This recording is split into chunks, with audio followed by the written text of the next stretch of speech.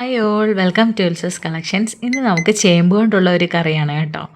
നല്ല ടേസ്റ്റി ആയിട്ടുള്ള ഒരു കറിയാണ്. മീൻകറി പോലെ തന്നെ ഇരിക്കും, മീനില്ലാത്ത മീൻകറി.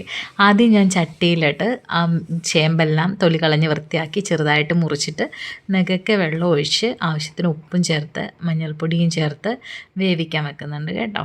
എന്നിട്ട് നമ്മളിത് ഊറ്റിക്കളയും കേട്ടോ. ഈ വെള്ളം ഒന്ന് തിളച്ച് കഴിയുമ്പോൾ നമുക്ക് ആദ്യം വെക്കുന്ന വെള്ളം നമ്മൾ ഊറ്റിക്കളയും കേട്ടോ.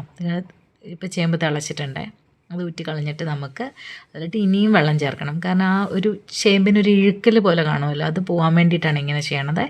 എന്നിട്ട് ഇനി നമുക്കിതിലോട്ട് 2-3 പച്ചമുളകും, ഒരുപാട് ചേർക്കണ്ട, 2-3 പച്ചമുളകും പിന്നെ ഒരു ചെറിയ കഷ്ണം പുളിയുടെ ഒരു ഉറയനുസരിച്ച് അതും ചേർത്ത് കൊടുത്ത് ഇനി നമുക്കിതിനെ വേവിച്ചെടുക്കണം കേട്ടോ. ആ സമയത്ത് നമുക്ക് അരപ്പൊക്കെ എടുക്കാം കേട്ടോ. 2-3 ചുവന്നുള്ളി, 2-3 വെളുത്തുള്ളി, തേങ്ങയും കുറച്ച് മഞ്ഞൾപ്പൊടിയും ചേർത്ത് അരച്ചെടുത്ത് നമ്മുടെ കറിയിലോട്ട് നമുക്ക് ചേർത്ത് കൊടുക്കാം.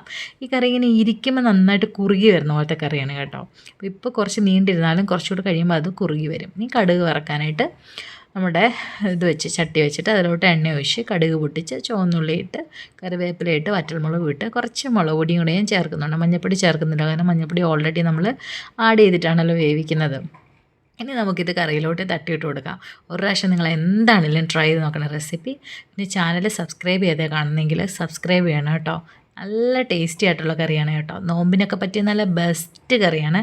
അപ്പോൾ thank you for watching. Bye bye.